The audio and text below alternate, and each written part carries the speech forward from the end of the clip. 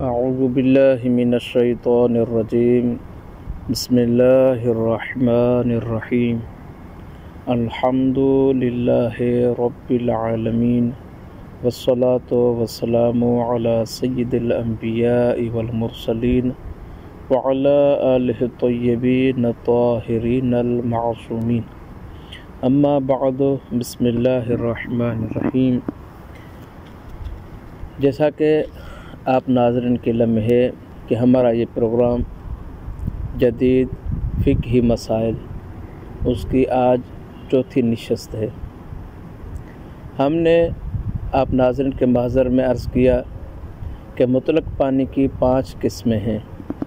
جس میں پہلی قسم قر کا پانی، اس کو آپ ناظرین کے سامنے پیش کیا۔ دوسری قسم قلیل پانی، وہ بھی آپ کے محضر میں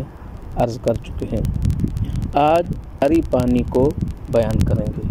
جاری پانی کس کو کہتے ہیں تو اس کے لیے بھی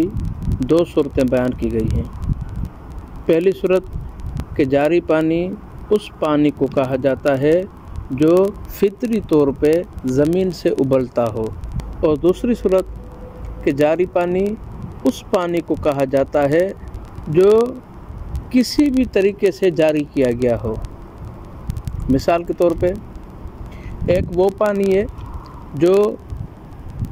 پہاڑوں کے ذریعے سے نیچے آتا ہے۔ مثال کے طور پہ اگر سردی میں برف جم جائے، اتنی مقدار میں برف جمے کہ جیسے ہی سردیاں ختم ہوتی ہیں اور وہ برف پگھلنا شروع کرتی ہے تو وہ پانی پہاڑوں سے جبلوں سے نیچے اترتا ہے، اور اسی طرح اس پانی کو بھی جاری پانی کہا جائے گا جو کسی موٹر کے ذریعے سے یا ٹیوب ویل کے ذریعے سے پانی نکالا جائے تو وہ پانی جو بہے گا تو وہ پانی بھی جاری پانی کے حکم میں آئے گا۔ تو 2 قسمیں بیان ہوئیں جاری پانی کے لیے، ایک وہ کہ جو فطرتی طور پہ بغیر کسی ذریعے سے، بغیر کسی واسطے کے زمین سے ابلے، اور دوسرا وہ کہ کوئی بھی پانی جو زمین پر جاری ہو، زمین پہ بہتا ہو، پھر وہ بالواسطہ ہو یا بلا واسطہ ہو۔ تو فرماتے ہیں کہ اگر کوئی نجاست جاری پانی میں گر جائے، ولو اس جاری پانی کی مقدار قرب پانی سے کم ہی کیوں نہ ہو، جب تک اس جاری پانی کا رنگ، بو اور ذائقہ تبدیل نہیں ہوتا تب تک وہ پانی نجس نہیں ہوگا۔ تو اب کہتے ہیں کہ اگر کوئی ایسا جاری پانی ہو جو بہہ رہا ہے، اس کے ایک حصے میں نجاست گر جاتی ہے، اور نجاست کے گرنے سے اس پانی میں مخصوص تبدیلی بھی واقع ہوتی ہے، مثال کے طور پر رنگ، بو یا ذائقہ تبدیل ہو جاتا ہے، تو اس پانی کا کیا حکم ہے؟ تو اس میں بیان کرتے ہیں کہ اگر کوئی جاری پانی میں نجاست گر جائے اور اس کے کسی حصے کو متاثر کرے، اس حصے میں تبدیلی رونما ہو، اس حصے کا رنگ، بو یا ذائقہ تبدیل ہو جائے، تو وہ پانی نجس ہوگا جس میں نجاست گری اور جس کی وجہ سے وہ تبدیلی ہوئی ہے۔ لیکن جو پانی چشمے کے ساتھ متصل ہے،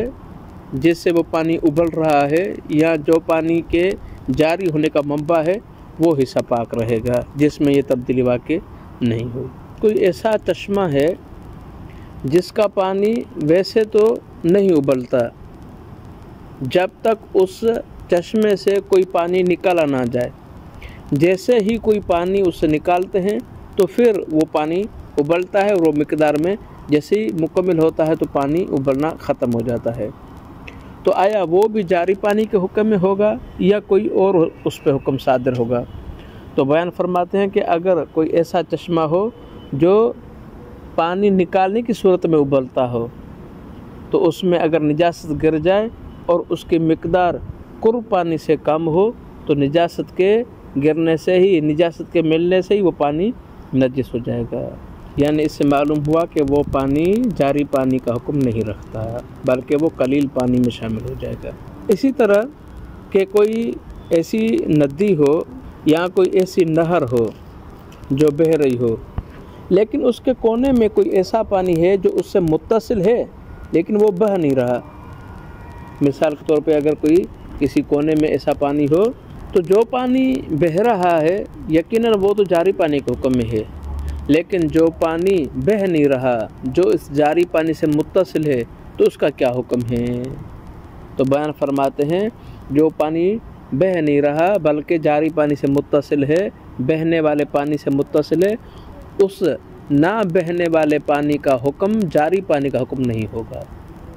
لہٰذا اگر جیسے ہی اس پہ نجاست گرتی ہے اور اس کی مقدار قرب پانی سے کم ہے تو وہ پانی نجس ہو جائے گا۔ اب ایک اور سوال سامنے آتا ہے کہ کوئی ایسا چشمہ ہو جو خاص موسم میں ابلتا ہو۔ مثال کے طور پہ ایسا چشمہ ہے جو سردیوں میں ابلتا ہے لیکن گرمیوں میں نہیں ابلتا، گرمیوں میں اس کا ابلنا ختم ہو جاتا ہے، تو آیا